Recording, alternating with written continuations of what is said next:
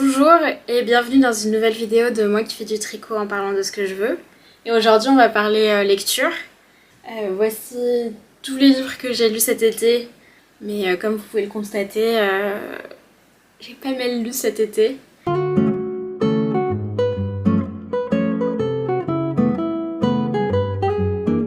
C'est peut-être le premier été où j'ai lu autant de ma vie, même plus que quand j'étais adolescente et que je pouvais lire des centaines de pages en une journée. Donc je pensais en parler parce que j'ai fait une vidéo où je parlais de bouquins et ça m'a beaucoup plu de le faire, donc j'ai décidé de continuer sur cette route en espérant que ça soit toujours aussi marrant. Je suis quand même très contente d'avoir lu autant, quand bien même je suis quand même un peu partagée sur le discours un peu de il faut lire beaucoup, il faut lire 100 pages par jour, il faut lire un livre par semaine et tout ça, et qu'ont certains accro à la productivité, là, les influenceurs qui vous diront de vous lever à 5h du mat. Mais quand même, j'aime beaucoup lire et je pense que c'est quelque chose qui est quand même vachement sympa dans l'absolu, indépendamment de la productivité ou du sens qu'on veut donner à sa vie. Mais enfin, j'étais vraiment contente de lire autant parce que ça veut dire que j'ai vraiment fait quelque chose que j'aime faire. Hier, j'ai pas pris mon tricot avec moi pour aller en vacances et je me suis rendu compte que peut-être l'une des raisons pour laquelle j'ai lu autant cet été, c'est aussi parce que j'avais pas de tricot sous les mains, donc j'avais un livre sous les mains. Donc voilà, j'ai des hobbies très old school, j'imagine. Donc on va commencer avec Simone de Beauvoir, dont j'ai parlé dans une autre vidéo, donc Mémoire d'une jeune fille rangée. C'était une lecture que j'ai trouvée très thérapeutique, bizarrement. Une lecture qui était au bon moment, au bon endroit pour moi. C'est l'histoire, donc c'est les mémoires de Simone de Beauvoir qu'elle a écrit quand elle avait un certain âge, je crois qu'elle avait 52 ans, quelque chose comme ça. Et c'est le premier tome de ses mémoires et il y a la suite que je vais sûrement pas lire parce que ça me tente moins. Mais en tout cas, là, c'est vraiment de ses premiers souvenirs jusqu'à la mort de sa meilleure amie. Et j'ai vraiment adoré le lire et j'ai trouvé ça très apaisant et très, comment dire, bien écrit. Parce qu'elle a vraiment pas beaucoup de complaisance envers elle-même et c'est pas du tout des mémoires pour un peu expliquer où elle en est aujourd'hui. C'est vraiment très factuel, très romancé dans le sens où c'est vraiment, on a l'impression de suivre une héroïne qui n'est pas elle quoi, qui est elle telle qu'elle était à cette époque-là. Elle met un point d'honneur à essayer vraiment de recréer les pensées qu'elle avait à cette époque. Et c'est assez frappant de voir comment, même dans les années, je sais pas, 20 ou 30, eh ben, on est capable d'être une adolescente chiante, que ses parents sont là genre... Enfin, en gros, ça montre qu'une crise d'adolescence, ça se fait déjà dans les années 20 ou 30, et que c'est pas quelque chose d'assez nouveau. C'est des mémoires qui sont assez forts sur la bourgeoisie de l'époque et puis les traditions, le carcan traditionnel qui pèse sur elle à cette époque-là, le fait qu'elle doit un peu se battre pour avoir une éducation. Ça montre aussi le carcan sur sa sexualité, sur comment en fait la virginité et l'importance de la virginité va lui peser en fait, même dans des milieux éclairés comme celle qu'elle aura pendant ses études, et ben elle voit bien qu'il y a quand même un double standard très fort et c'est quelque chose dont elle parle, non pas comme d'un sujet théorique, mais vraiment sur comment ça va avoir un impact sur elle et sur comment elle va se dépêtrer de tout ça. Et dans l'ensemble, c'est ce que j'ai aimé, c'est l'aspect où finalement elle fait assez peu de théorie et elle est vraiment romancière dans ses mémoires, dans le sens où elle s'attache plus aux faits et à son développement, mais elle va jamais plaquer les théories qu'elle a en tant que philosophe. En tout cas, j'ai pas eu ce sentiment de sentir la philosophe en elle, mais plutôt vraiment la romancière. Et je trouve que c'est assez agréable parce que sinon ça aurait été vraiment quasiment une mémoire à thèse. C'est une écriture qui est très agréable à lire, avec une passion pour le point-virgule que j'ai vu nulle part ailleurs. Mais néanmoins, c'était super sympa à lire. Je l'ai acheté, je l'ai lu à Toulouse quand je suis allée voir mes grands-parents parce qu'on avait un peu des conversations avec mon copain sur le concept de mémoire et d'autobiographie. Parce que c'est un sujet qui est quand même assez complexe, notamment sur ce qu'on montre, ce qu'on dévoile, et notamment ce qu'on dévoile de sa famille et des autres. Bon, j'ai pas trouvé de réponse tant que ça à nos questionnements, mais c'était ce que ça m'a donné en fait comme réponse, c'est qu'il faut être très fort pour écrire ses mémoires, il faut avoir une très belle écriture, il faut être très fort pour être sans complaisance et en même temps avoir une certaine forme d'honnêteté, mais aussi de gratitude envers la personne auquel qu'on a été. Ensuite, j'ai lu en anglais Middlesex de Jeffrey Eugenides, je pense que c'est comme ça que ça se dit. Donc c'est un auteur qui a écrit The Virgin Suicides, qui est connu pour avoir été adapté par Sofia Coppola, et aussi The Marriage Plot, que je pense lire plus tard dans l'année parce qu'on me l'a recommandé. C'est vraiment un des meilleurs bouquins que j'ai lus des dernières années. Je pense que j'ai jamais été... j'ai rarement ressenti ce que j'ai ressenti en lisant ce bouquin, et je le conseille à vraiment tout le monde autour de moi. J'ai un peu saoulé tout le monde en le lisant. Et ça va être difficile d'en parler tellement j'ai été émue et en même temps soufflée littérairement. C'est trop bien, lisez-le, voilà. Donc Middlesex, c'est l'histoire, donc le narrateur est en fait un narrateur, mais il a été élevé comme une jeune fille pendant une première partie de sa vie, car le narrateur est en fait intersexe, c'est-à-dire qu'il a à la fois des attributs biologiques féminins et des attributs biologiques masculins. Donc ce qu'il y a entre ses jambes, c'est complexe, et en même temps ses chromosomes, c'est complexe aussi, etc., etc. Mais en fait, à l'époque, c'est-à-dire quand le narrateur naît, l'état de la science n'est pas en mesure de détecter qu'en fait ce n'est pas une vraie petite fille, mais plutôt un garçon. Enfin, un intersexe, quoi. Mais en tout cas, le narrateur s'identifie comme homme dans le temps de la narration, et dans le temps de ses mémoires, on va dire, est élevé comme une jeune fille. Bon, ça, c'est un peu le roman. Et donc, le roman, en fait, explique, à travers la voix du narrateur, en fait, sa vie et l'explication, en fait, de sa génétique et comment il en est arrivé là. Et donc comme c'est une question de génétique en fait, et on va revenir à ses grands-parents, et ça commence en fait avec l'histoire de ses grands-parents et de la relation incestueuse avec ses grands-parents, et petit à petit jusqu'à en fait ses 18-19 ans en fait, c'est 16-17 ans je dirais. Donc en fait c'est un roman qui est sur 3 générations et qui utilise en fait le prétexte de la génétique pour brosser le portrait d'une famille d'immigrants grecs aux États-Unis. Donc ça commence en Turquie, mais en Turquie grecque, à l'époque où la Turquie était grecque, donc pendant je sais pas beaucoup d'années. Et quand les Turcs reprennent le contrôle de l'endroit où vivent les grands-parents vont devoir partir et partent aux États-Unis.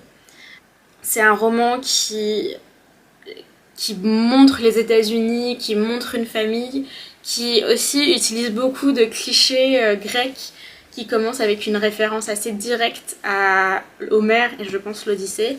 C'est clairement une forme d'Odyssée d'une certaine manière, et qui utilise en fait la culture grecque telle qu'on se l'est appropriée nous en Occident, de manière très rigolote, un peu camp d'une certaine manière, un peu parfois un peu grosse ficelle, mais qui permettent en plus à la narration de faire appel à des deus ex machina, donc à des moments de retournement totalement absurdes. Mais ça marche parce que ça donne cette impression que il y a un peu les dieux de l'Olympe qui apparaissent de temps en temps, quoi, quasiment. Ce que j'ai aimé avec ce roman, c'est qu'il floute un peu il floute un peu les sujets qu'il aborde, dans le sens où c'est pas un roman sur être intersexe, c'est pas un roman sur les États-Unis, l'immigration grecque aux États-Unis, c'est pas un roman sur une famille, c'est tout ça à la fois, et c'est d'une richesse, c'est quasiment baroque, c'est vraiment trop bien, et la narration est très créative, très intéressante, et ose vraiment être créative, et donc et être un peu too much parfois. Ensuite, j'ai lu un bouquin que j'ai pas ici parce qu'en fait je l'ai arrêté, j'ai décidé de pas le lire en entier parce que ça m'a pas plu du tout. s'appelle La jeune épouse de Alessandro Barrico, que j'ai trouvé chez mes parents. Donc Alessandro Barrico, il est connu pour avoir réécrit l'Iliade. Et c'est un peu un écrivain italien expérimental qui va essayer des nouvelles formes de narration. Donc par exemple pour l'Iliade, il va mettre l'Iliade à la première personne et va enlever l'intervention des dieux pour créer un Iliade plus moderne où finalement les gens ont plus une intériorité qu'on n'a pas dans le texte initial mais qu'on a beaucoup dans les textes d'aujourd'hui. Donc j'ai écouté des passages dans la voiture. Et donc je me suis dit bon bah je vais lire ce livre parce qu'en fait comme on allait à plusieurs mariages, je me suis dit ah La jeune épouse c'est un bon titre de livre à lire alors que je suis entre deux mariages. Et en fait c'était pas super. C'était vraiment pas très bien, j'ai pas accroché, je me suis dit bon bah, je suis en vacances, je vais pas accrocher à fond. Pourquoi ça m'a pas plu? La première chose c'est que c'est un roman expérimental où les gens n'ont pas de nom et donc du style La jeune épouse elle s'appelle La jeune épouse, y a la mère, le père, l'oncle, donc ils n'ont pas de nom et donc ils s'appellent comme ça, ce qui est un peu lourd. Et ensuite la narration fait que, donc c'est à la troisième personne, mais quand il y a un focus sur un des personnages, tout d'un coup, de manière très légère, et bien là, ça va passer à la première personne. Et donc ça m'a un peu... j'ai trouvé ça très fouillis et tout ça. Donc j'ai pas accroché à l'écriture, j'ai pas trouvé ça marrant ou intéressant. Et de manière générale, j'aime pas trop les romans un peu expérimentaux, les types nouveaux romans et tout ça, c'est pas trop mon truc. Et bon, j'ai un âge où j'ai pas à me forcer à lire ce genre de choses, donc je vais pas me forcer. Et la deuxième raison, c'est que en fait... les deux derniers bouquins, donc Simone de Beauvoir, les mémoires de Simone de Beauvoir et Middlesex, parlent en fait d'un même sujet, entre autres, qui est l'adolescence et l'arrivée de la sexualité à l'adolescence. Et La jeune épouse est clairement un roman d'initiation sexuelle de la jeune épouse par sa belle famille avant que le mari n'arrive. Et autant Middlesex, génial, et autant Les mémoires d'une jeune fille rangée, super aussi, et montre bien aussi le carcan bourgeois et le carcan religieux et le carcan de tout, le carcan de la société à essayer de trouver une sexualité. Autant là c'est pas très bien fait et ça m'a pas plu parce que ça marche pas quoi. Je trouve que ça parlait pas de manière... C'était un peu une vision fantasmée de ce que la sexualité peut être et l'initiation de la sexualité comme un peu un côté un peu genre libertin du 18e, on va dans un bordel pour apprendre la vie. Donc voilà, j'ai trouvé que c'était un peu un monsieur qui s'amusait à imaginer la sexualité d'une jeune femme plus que une vraie... un truc assez vraisemblable quoi. Donc j'ai décidé d'arrêter et à la place j'ai lu un autre bouquin qui parle, que je pensais être une bonne idée de lire alors que j'allais à des mariages, donc Monogamie de Sue Miller. À nouveau, j'ai pas trouvé ça super. Donc l'histoire c'est l'histoire d'un couple qui habite à Cambridge, mais Cambridge aux États-Unis. Et donc un couple, ça commence avec leur rencontre, mais ça très rapidement on arrive à, ils ont la soixantaine et 2 enfants. Et ce qui se passe, c'est que le mari... Oh, je vous dis, là, il n'y a pas de... Enfin, full spoiler chez moi. Mais donc le mari a une liaison avec une femme un peu comme ça sur un coup de tête, sans trop y réfléchir. Pas du tout une histoire d'amour ou quoi que ce soit, juste il couche avec une autre femme. Et le con meurt une semaine plus tard. Juste avant, il a rompu avec cette femme.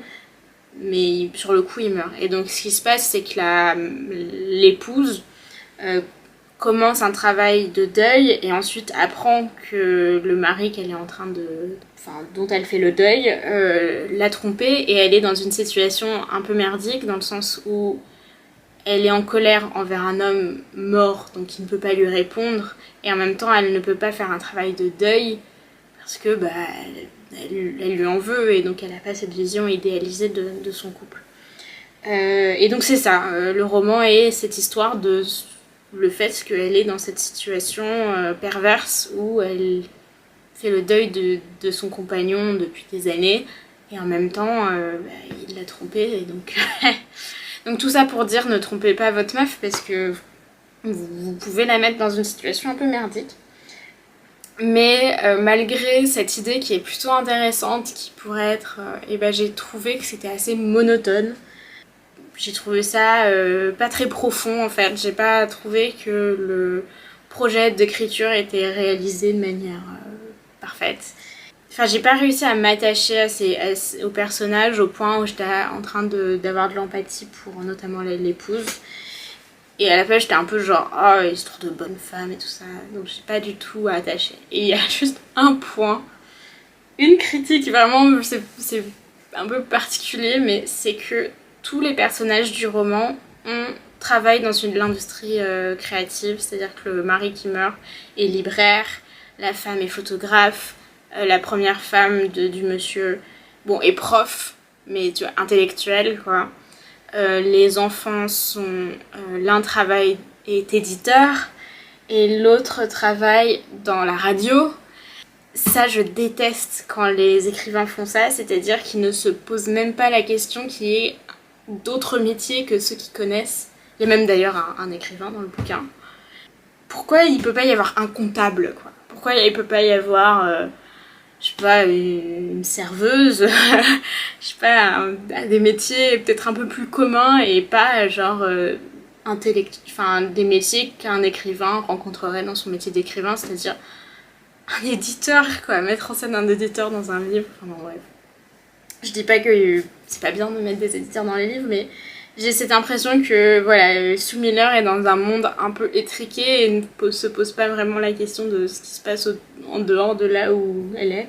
Et ça m'agace. L'un des moments du livre se passe dans une retraite pour écrivain. Sûrement parce qu'elle-même a dû vivre dans une retraite pour écrivain. Donc j'aime pas trop cette ambiance dans les livres récents où l'écrivain ne se pose pas trop la question d'aller voir ailleurs et de se poser 2-3 questions sur le monde qui l'entoure. Je lui demande pas de faire comme Simone Veil et se casser à l'usine, mais il y a un moment où il faut quand même élargir son horizon, quoi. Enfin, se poser 2-3 questions sur le monde qui l'entoure. Moi, ça faisait vraiment les bourgeois parlent aux bourgeois, enfin les bobos parlent aux bobos, quoi. Donc bon, je suis en train de tailler ce bouquin qui était pas si mal, qui m'a bien plu finalement, je l'ai lu quand même, je l'ai lu jusqu'au bout et c'est bien écrit, c'est une écriture très simple à lire dans un anglais super. Mais je suis pas non plus satisfaite à 100%. Alors ensuite, donc ça c'était pendant ma saison des mariages que j'ai lu ça, et ensuite on est parti une semaine en Grèce où j'ai lu un livre pas du tout grec, c'est Les Buddenbrook de Thomas Mann. Alors je crois que le titre complet c'est Les Buddenbrook ou la déchéance d'une famille ou quelque chose comme ça. Le déclin d'une famille, tout un programme sur 700 pages, 750 pages. Et alors en fait l'histoire c'est que j'avais rien à lire, je pouvais pas aller à la librairie parce qu'on devait partir le lendemain, et donc j'ai demandé à mon copain de me faire un petit panaché de livres que je pourrais lire, et il restait donc un livre de Thomas Mann et l'autre qui est un livre de Mario Vargas Llosa, c'est écrit à l'envers donc je vois pas. Et j'ai demandé à mes amis sur Instagram de choisir, donc ils ont choisi Thomas Mann parce que clairement mes amis ont fait allemand LV2 ou allemand LV1, donc il fallait que je lise un livre d'un allemand et ça m'a énormément plu. Alors j'ai trouvé ça génial, ça n'a pas eu cet effet en moi comme Windelsex, mais ça m'a fait beaucoup d'effet quand même. L'histoire des Buddenbrook c'est sur 3 générations, 1, 2, 3, 4 générations. Alors il y a le fondateur Johan et Hanno qui est celui qui va finir la dynastie. C'est une famille de bourgeois qui sont négociants de grains à Lübeck. Lübeck étant à côté de Hambourg sur la Baltique, donc tout au nord de l'Allemagne. Et c'est l'histoire d'une déchéance donc, mais c'est d'abord tout se passerait bien et ensuite c'est la déchéance. Dit comme ça, ça donne pas très envie de le lire, mais en fait c'est génial, c'est très bien, on s'ennuie jamais, ça c'est sûr, c'est pas une écriture, c'est vraiment un vrai récit avec plein de rebondissements aussi, avec des personnages qui sont hauts en couleur, qui sont vraiment intéressants. Et alors Thomas Mann a une passion dans la vie, c'est d'écrire la maladie. Je sais pas pourquoi il aurait cette passion, mais après une année de pandémie, je dois avouer que à la fin j'en avais un peu marre. J'ai un peu passé des passages parce que j'étais un peu genre oui, le typhus, j'ai pas envie de savoir à quoi ça ressemble, c'est bon, merci. Mais assez étonnamment, c'est quand même très très divertissant à lire. C'est une bonne lecture dans l'avion, quand on n'a rien d'autre à faire. Tout ça, ça fait passer le temps de manière super. Je pense un point que j'ai vraiment adoré, c'est que Thomas Mann parle de choses qui sont assez rares, notamment la bourgeoisie en tant que bourgeoisie, c'est-à-dire la notion de travail, de négociation. C'est un livre qui est bourré de chiffres et c'est toujours bien fait. Et d'ailleurs, ce qui est rigolo, c'est que dans les notes explicatives, il est précisé que en fait, tous ces chiffres-là sont plutôt raisonnables. C'est-à-dire que Thomas Mann a vraiment travaillé à rendre le texte réaliste dans le sens où c'était des vrais chiffres qui sont plutôt de l'ordre de ce qui avait cours à l'époque où ça se passe. Et donc c'est assez intéressant parce que ça parle d'un sujet qu'on voit rarement dans la littérature, qui est les personnes qui sont à leur bureau et qui parlent de négociations, qui parlent de la dot. Donc il y a plein d'histoires de dot, de quelle dot on va donner pour le mariage d'une des filles Buddenbrook. Et ça parle aussi d'héritage, de comment les héritages sont calculés, tout ça. Et l'autre chose que j'ai trouvé très intéressante, c'est que la littérature s'attache beaucoup aux nouveaux hommes, aux Rastignac, aux gens aux parvenus en fait, du paysan parvenu de Marivaux jusqu'à Rastignac. Il y a quand même une fascination de la littérature sur ces romans où on voit des personnages émerger et réussir. Bon, après, parfois, ils réussissent jusqu'à un certain point, mais là, ce qui est intéressant, c'est que le texte s'intéresse moins aux gens qui réussissent et beaucoup plus aux gens qui, petit à petit, dérapent. Et commencent de haut, commencent d'une famille très belle et finalement, petit à petit, vont tomber dans la déchéance. Et ça, c'est intéressant parce que ça parle aussi beaucoup de le poids de l'héritage, comment faire fructifier un héritage, comment le fait que parfois on n'y arrive pas. Bon, ce qui est rigolo, c'est que chez les Buddenbrook, souvent le problème vient de l'extérieur et en fait, ce sont souvent les gendres et les brus le problème. Mais dans l'ensemble, il y a cet aspect cet intérêt qui est assez rare dans la littérature à mon avis. Après, j'ai pas lu tous les livres. Pour justement, qu'est-ce qu'on fait une fois qu'on a tout, quoi. Qu'est-ce qu'on fait une fois qu'on arrive, qu'est-ce qu'on fait quand on est l'enfant de Rastignac, quoi.